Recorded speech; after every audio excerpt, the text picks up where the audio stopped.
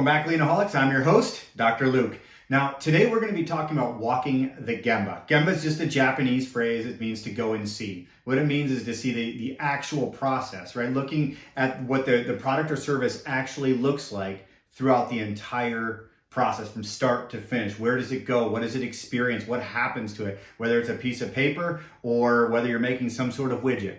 But the point is, when you're actually walking the Gemba or you're going and seeing what's actually happening, we have a better understanding. So when we're mapping our processes for our core processes, our sub processes, we don't want to just do it by word of mouth. I'm just going to take your word for it. Not that I don't trust people, but I want to actually see what's truly going on. If there are workarounds, if there's things that are happening that aren't supposed to be happening.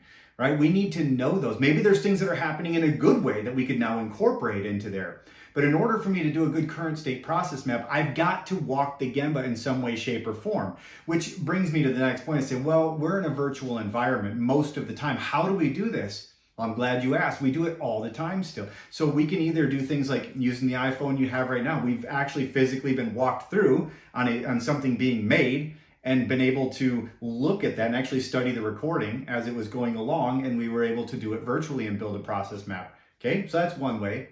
That might not always be feasible because some of ours are government clients. Of course, that's illegal. So what do you do in the case where you can't use something like a phone?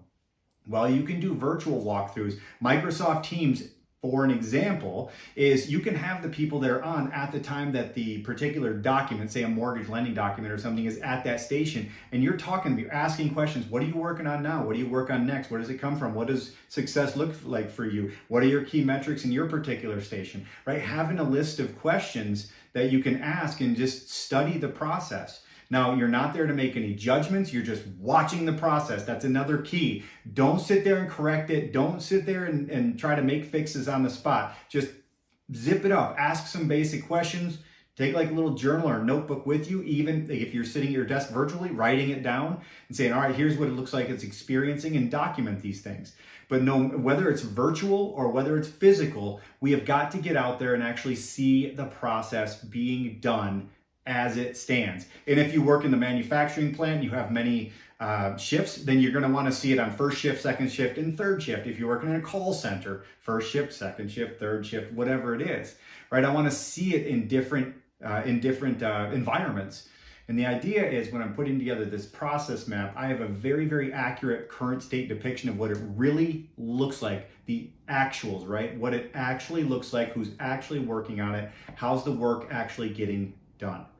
So the idea behind Walk the Gemba is get out virtually or physically and watch it happening. Understand that value stream so that your current state mapping will be much more accurate. And that way we can make really solid improvements. Hope that helps build your process map in the future. Hope to see you in the classroom.